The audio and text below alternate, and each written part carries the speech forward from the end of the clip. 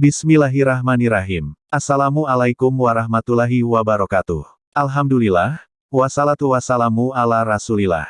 Wa ala alihi wa ashabihi ajmain. Kali ini kita akan mengulas sedikit tentang warna-warna dalam sudut pandang Islam. Para ahli tentang sumber-sumber agama Islam menunjukkan bahwa hanya beberapa warna yang disebutkan dalam Al-Quran. Di antaranya hijau, hitam, putih dan merah. Beberapa ilmuwan mengira bahwa itu adalah efek dari pemandangan yang keras di semenanjung Arab, sementara yang lain percaya bahwa itu adalah karena sifat asketik Nabi Islam, yang selalu berusaha menghindari kemewahan dan hanya mengelilingi dirinya dengan warna-warna dasar dan alami. Terlepas dari alasan kemunculan warna-warni dalam kitab suci itu, selama berabad-abad berikutnya warna-warna yang disebutkan dalam Al-Quran mendapatkan makna tambahan terkait dengan kebudayaan yang dibangun dinasti Muslim dan peristiwa bersejarah dalam sejarah komunitas Muslim. Apa arti warna-warni penting dalam Islam ini? Berikut ini ulasan tentang warna-warna yang diidentikan dengan Islam.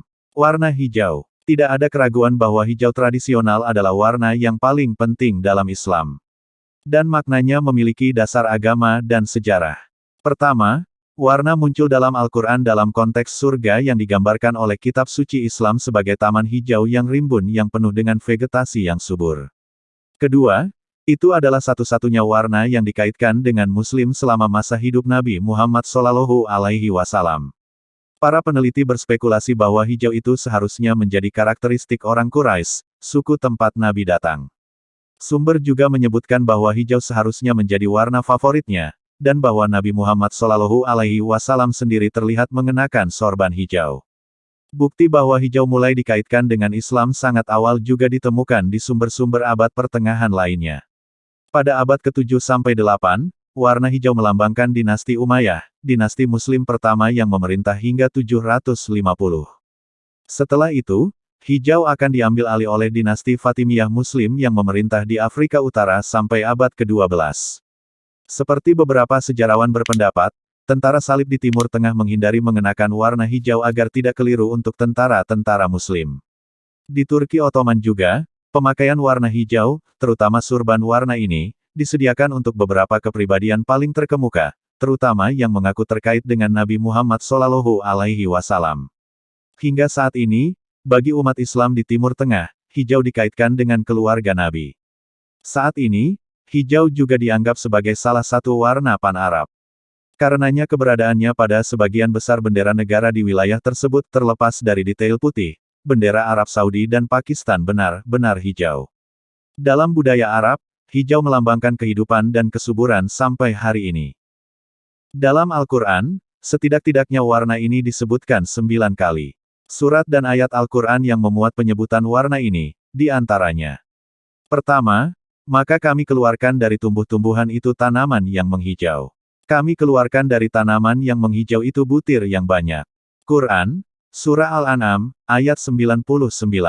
Dalam ayat tersebut, hijau, lebih tepatnya menghijau, menerangkan warna tanaman. Kedua, dan 7 bulir gandum, yang hijau dan 7 bulir lainnya yang kering. Quran, Surah Yusuf, ayat 43. Ketiga, dan 7 bulir gandum, yang hijau dan 7 lainnya yang kering. Quran, Surah Yusuf, ayat 46. Dalam 2 ayat tadi, hijau menerangkan warna gandum. Keempat, dan mereka memakai pakaian hijau dari sutera halus dan sutera tebal. Quran, Surah Al-Kahfi, ayat 1. Dalam ayat ini, hijau menjadi predikat warna pakaian. Kelima, apakah kamu tiada melihat, bahwasanya Allah menurunkan air dari langit, lalu jadilah bumi itu hijau. Quran, Surah Al-Hajj, ayat 63. Hijau pada ayat ini menerangkan warna bumi. Keenam, yaitu Tuhan yang menjadikan untukmu api dari kayu yang hijau. Quran, Surah Yasin, ayat 80. Dalam ayat ini, hijau menerangkan warna kayu. Ketujuh, kedua surga itu kelihatan hijau tua warnanya. Quran, Surah Ar-Rahman, ayat 64. Dalam ayat ini, istilah hijau menerangkan warna 2 surga. Kedelapan, mereka bertelekan pada bantal-bantal yang hijau dan permadani-permadani yang indah. Quran, Surah Ar-Rahman, ayat 76. Hijau pada ayat tadi adalah keterangan tentang warna bantal-bantal di surga. Kesembilan, Mereka memakai pakaian sutera halus yang hijau dan sutera tebal. Quran, Surah Al-Insan, ayat 21. Pada ayat ini, hijau adalah keterangan tentang warna pakaian. Anas bin Malik mengatakan, warna yang paling disukai oleh Rasulullah Shallallahu Alaihi Wasallam adalah hijau. Namun selain itu Rasul ternyata juga menyukai warna putih. Ada juga keterangan bahwa Nabi Muhammad Shallallahu Alaihi Wasallam pernah memakai pakaian berwarna hitam, merah hati, abu-abu dan warna campuran. Warna putih. Seperti di banyak budaya lain, bagi umat Islam warna putih melambangkan kesucian dan kesederhanaan. Sumber-sumber kepercayaan Muslim menyebutkan bahwa karena pentingnya, itu juga warna yang dicintai oleh Nabi Muhammad Shallallahu Alaihi Wasallam. Umat Islam yang setia mengenakan pakaian putih bersih saat berziarah ke Mekah. Selain itu, kain kafan di mana, dalam tradisi Muslim, sebelum pemakaman, tubuh almarhum dibungkus, harus berwarna putih. Seperti halnya hijau, putih dikaitkan dengan keluarga Nabi. Karena itu, para ulama suka memakai sorban berwarna putih. Dalam Al-Quran, Surah Al-Furqan ayat ke-25, Allah Subhanahu wa Ta'ala juga mendeskripsikan peristiwa keluarnya kabut berwarna putih tatkala langit pecah belah pada hari kiamat. Alih-alih kiasan, warna putih dalam konteks ini dimengerti sebagai warna putih dalam makna sebenarnya. Artinya, pada hari kiamat ketika langit menjadi pecah belah, maka keluarlah kabut putih dari langit yang pecah belah itu. Selain itu, pada Quran, Surah Fatir ayat ke-27, Allah Subhanahu wa Ta'ala mendeskripsikan garis-garis putih di antara gunung-gunung. Putih dalam konteks ini juga bermakna sebenarnya. Dalam Quran, Surah Al-Baqarah ayat ke-187, warna putih digunakan Allah Subhanahu wa Ta'ala untuk menunjukkan warna benang yang harus dapat dilihat dan dibedakan oleh seorang Muslim pada waktu fajar, ketika akan mengakhiri sekaligus mengawali puasa. Selain itu, putih dijadikan simbol kebaikan dan keindahan. Hal itu, antara lain, tampak pada Quran, Surah Ali Imran ayat ke-106 dan ke-107. Dalam dua ayat ini, Allah Subhanahu wa Ta'ala menggambarkan orang beriman pada hari kiamat dan yang kekal dalam rahmat Allah, surga, sebagai orang yang bermuka putih berseri. Dalam hal ini, muka putih berseri diyakini melambangkan kesucian dan kegembiraan atau kebahagiaan. Dalam Quran, Surah As-Saffat ayat ke-46, Allah Subhanahu wa Ta'ala mendeskripsikan diedarkannya gelas berisi air dari mata air surga yang putih bersih di antara para penghuni surga. Dengan demikian, putih dalam konteks ini bukan hanya warna, melainkan juga melambangkan kebersihan dan kesucian. Allah Subhanahu wa Ta'ala mengibaratkan bidadari-bidadari yang bermata indah di surga seperti telur putih burung unta. Hal itu termaktub pada Quran, Surah As-Saffat ayat ke-49. Jadi, selain benar-benar berwarna putih, warna putih dalam konteks ini juga melambangkan kesucian dan keindahan. Selanjutnya, Allah Subhanahu wa Ta'ala menggambarkan mukjizat Nabi Musa alaihi salam, berupa tangan putih bercahaya tatkala menjawab tantangan Fir'aun. Dengan kata lain, warna putih bercahaya dalam konteks itu bukan hanya melambangkan cahaya yang bersinar dan menyilaukan, tetapi juga, sekaligus, simbol kesaktian. Warna hitam menariknya, dalam Islam, warna hitam tidak memiliki konotasi negatif. Ini terutama warna yang terkait dengan rasa hormat. Kain hitam bersulam warna ditutupi oleh Al-Ka'bah, yang terletak di tempat suci Mekah, di mana disimpan dihormati oleh batu hitam Muslim. Dan meskipun bagi banyak orang warna hitam dapat dikaitkan dengan negara Islam, organisasi ini hanya meminjam warna-warnanya dari pemerintahan dinasti Abbasiyah abad pertengahan di kerajaan Muslim, dari abad ke-8 dan tinggal di wilayah Irak saat ini. Kelompok Sufi juga senang menggunakan warna hitam. Beberapa anggota persaudaraan Sufi mengenakan gaun putih, simbol kemurnian jiwa dan pengabdian kepada Tuhan, ditutupi dengan jubah hitam, yang menandakan kesulitan hidup duniawi yang memisahkan para Sufi dari penyatuan dengan Tuhan. Warna hitam juga dapat ditemukan pada sebagian besar bendera negara Arab, dan dianggap sebagai salah satu warna pan-Arab. Saat ini, itu juga bisa berarti kesopanan dan dikenakan, misalnya, oleh wanita di masyarakat konservatif. Rasul pun pernah memakai pakaian berwarna hitam, sebagaimana dari Ummul Mukminin, Sayyidah Aisyah radhiyallahu anha berkata, Nabi Shallallahu Alaihi Wasallam keluar pada suatu pagi, dengan mengenakan pakaian berwarna hitam. Warna merah, para ulama berselisih pendapat mengenai hukum warna pakaian laki-laki dalam 3 masalah berikut. Warna merah polos yang tidak bercampur dengan warna lainnya. Sedangkan jika warna merah pada pakaian tersebut bercampur dengan warna lainnya, maka ini dibolehkan berdasarkan kesepakatan para ulama. Warna yang dicelup dengan usfur, sejenis tumbuhan dan menghasilkan warna merah secara dominan. Adapun jika menghasilkan warna merah selain dengan usfur, maka termasuk dalam pembahasan nomor 1. Warna yang dicelup dengan zafaron, sejenis tumbuhan yang menghasilkan warna kuning. Adapun jika dicelup dengan warna kuning dari selain zafaron, seperti ini dibolehkan berdasarkan kesepakatan para ulama. Adapun tentang pakaian atau baju yang berwarna merah, berikut ini dipaparkan hadis-hadis Nabi Shallallahu Alaihi Wasallam yang menjelaskannya. Hadis-hadis yang menunjukkan bolehnya memakai pakaian warna merah. Hadits yang artinya, dari Abu Ishaq diriwayatkan, dia mendengar Al-Bara radhiyallahu anhu berkata, Rasulullah Shallallahu Alaihi Wasallam adalah seorang laki-laki yang berperawakan sedang, tidak tinggi dan tidak pendek. Saya melihat beliau mengenakan pakaian merah, dan saya tidak pernah melihat orang yang lebih bagus dari beliau. Hadits riwayat Al-Bukhari, nomor 5400. Dari Aun bin Abu Juhaifah diriwayatkan, dari bapaknya berkata, kemudian aku lihat Bilal mengambil tombak kecil dan menancapkannya di tanah. Lalu Nabi Shallallahu Alaihi Wasallam keluar dengan mengenakan pakaian merah, menghadap ke arah tombak kecil dan memimpin orang-orang salat sebanyak 2 rakaat. Hadits riwayat Al-Bukhari 376, Muslim 503, dan Abu Daud 520. Lafal Al-Bukhari. Saya belum pernah melihat ada orang yang rambutnya menjuntai ke telinga, dengan memakai pakaian merah yang lebih tampan daripada Rasulullah Shallallahu Alaihi Wasallam. Hadits riwayat At-Tirmidzi 1646 dan menurut At-Tirmidzi hadis ini hasan sahih. Hadis-hadis di atas menunjukkan bahwa memakai warna merah bagi laki-laki dibolehkan. Karena Rasulullah Shallallahu Alaihi Wasallam pernah memakai warna merah dan beliau memakainya tidak hanya sekali. Adapun hadis-hadis yang menunjukkan larangan memakai pakaian warna merah.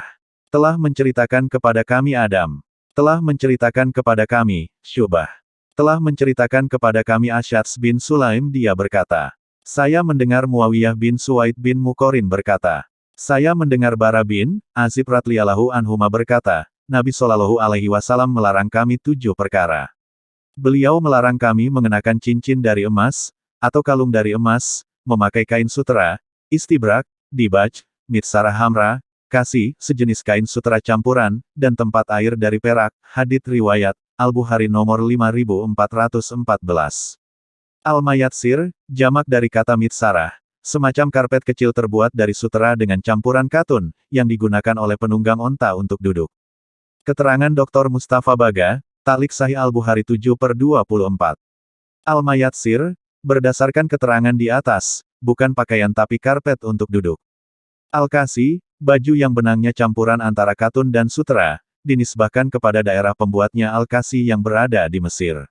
Dari Abdullah bin Amru, diriwayatkan, ia berkata, seorang laki-laki yang mengenakan 2 kain berwarna merah lewat di depan Nabi Shallallahu Alaihi Wasallam, seraya mengucapkan salam, namun Nabi Shallallahu Alaihi Wasallam tidak menjawab salamnya. Hadits riwayat At-Tirmidzi 2731, Abu Dawud 3574, dan hadis ini dinilai dhaif oleh sebagian ulama lainnya, karena dalam sanadnya terdapat perawi bernama Abu Yahya Al-Qattat yang dinilai dhaif oleh Imam Ahmad, Ibnu Ma'in dan yang lainnya.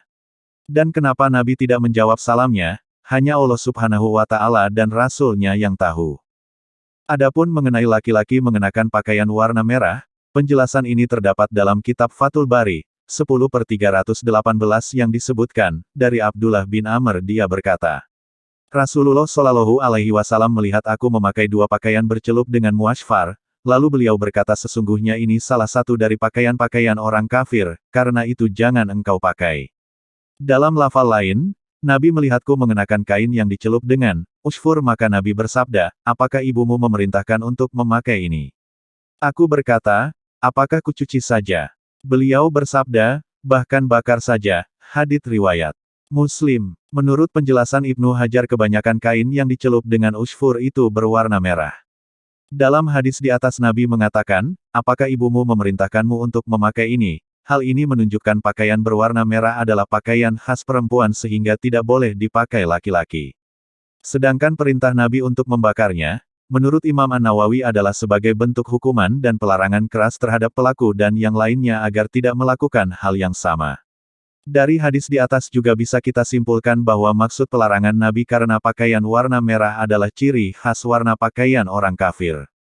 Terdapat hadis lain yang nampaknya tidak sejalan dengan penjelasan di atas yaitu hadis dari Al-Bara, dia mengatakan Nabi adalah seorang yang berperawakan tegap. Ketika Nabi berpakaian berwarna merah maka aku tidak pernah melihat seorang yang lebih tampan dibandingkan beliau, hadits riwayat Al-Bukhari dan Muslim. Jawaban untuk permasalahan ini adalah bahwa yang terlarang ialah kain yang berwarna merah polos tanpa campuran warna lainnya. Sehingga jika kain berwarna merah tersebut bercampur dengan garis-garis yang tidak berwarna merah maka diperbolehkan. Dalam Fathul Bari, Ibnu Hajar menyebutkan adanya 7 pendapat ulama tentang hukum memakai kain warna merah. Pertama, membolehkan secara mutlak. Inilah pendapat dari Ali, Talah, Abdullah bin Ja'far, Al-Bara, dan para sahabat yang lain, dari Said bin Al-Musayyab, An-Nahai, As-Syabi, Abu Kilabah, Abu Wail dan para tabi'in yang lain. Kedua, melarang secara mutlak. Ketiga, hukum makruh berlaku untuk kain berwarna merah membara dan tidak untuk warna merah yang teduh.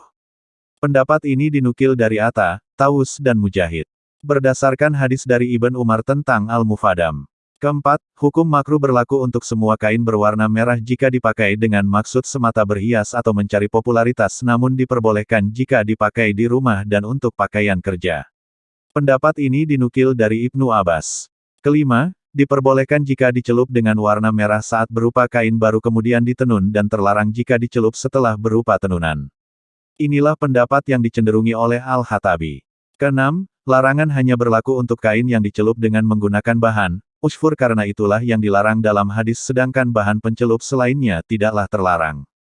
Ketujuh, kain yang terlarang adalah berlaku khusus untuk kain yang seluruhnya dicelup dengan usfur. Sedangkan kain mengandung warna yang selain merah maka itu boleh.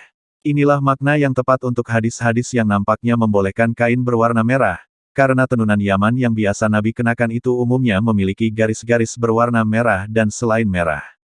Ibnul Qayyim mengatakan, ada ulama yang mengenakan kain berwarna merah polos dengan anggapan bahwa itu mengikuti sunnah, padahal itu sebuah kekeliruan karena kain merah yang Nabi kenakan itu tenunan Yaman sedangkan tenunan Yaman itu tidak berwarna polos. Menurut Al-Hafiz Ibnu Hajar, sesudah masalah ini diteliti, larangan memakai pakaian warna merah itu apabila menyerupai pakaian kafir. Oleh sebab itu, kesimpulannya adalah seperti pembicaraan tentang pengaruh warna merah, tetapi apabila karena mode pakaian wanita, maka kembali kepada larangan menyerupai perempuan. Jadi yang dilarang itu bukan zatnya.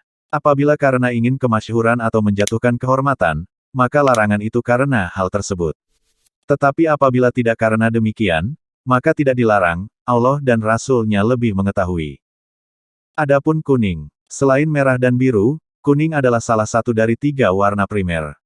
Dalam Al-Quran, setidak-tidaknya warna kuning disebutkan 5 kali. Surat dan ayat Al-Quran yang memuat istilah kuning, di antaranya, pertama, seolah-olah ia iringan unta yang kuning, Quran, Surah Al-Mursalat, ayat 33. Dalam ayat ini, kuning menjadi keterangan tentang warna iringan unta. Kedua, Musa menjawab, sesungguhnya Allah berfirman bahwa sapi betina itu adalah sapi betina yang kuning tua warnanya. Quran, Surah Al-Baqarah, ayat 69. Dalam ayat ini, kuning menjadi keterangan warna sapi betina. Ketiga, lalu menjadi kering lalu kamu melihatnya kekuning-kuningan, Quran, Surah Az-Zumar, ayat 21. Keempat, kemudian tanaman itu menjadi kering dan kamu lihat warnanya kuning kemudian menjadi hancur, Quran Al-Hadid, ayat 20. Kelima, lalu mereka melihat tumbuh-tumbuhan itu, menjadi kuning, kering Quran, Surah Ar-Rum, ayat 51. Dalam 3 ayat tadi, istilah kekuning-kuningan dan kuning sama-sama tampak mengilustrasikan keadaan mengering dan kering. Adapun biru, selain kuning dan merah, biru termasuk warna primer. Dalam Al-Quran, warna ini disebutkan Allah Subhanahu wa Ta'ala sebanyak 1 kali. Yakni saat menggambarkan warna muka orang-orang berdosa ketika ditiupnya sangkakala penanda hari kiamat. Surat dan ayat Al-Quran yang memuat penyebutan warna biru ialah, kami akan mengumpulkan pada hari itu orang-orang yang berdosa dengan muka yang biru muram, Quran, Surah Taha, ayat 102. Biru muram dalam ayat tadi bukan hanya menerangkan, tetapi juga mengilustrasikan warna dan keadaan wajah. Dengan demikian, dalam Al-Quran, hijau, kuning, merah, atau biru bukan semata-mata predikat atau keterangan, melainkan juga menguatkan ilustrasi warna benda atau keadaan alam, warna tumbuhan, warna binatang, atau warna muka manusia, di dunia atau di akhirat. Wallahu a'lam bishawab.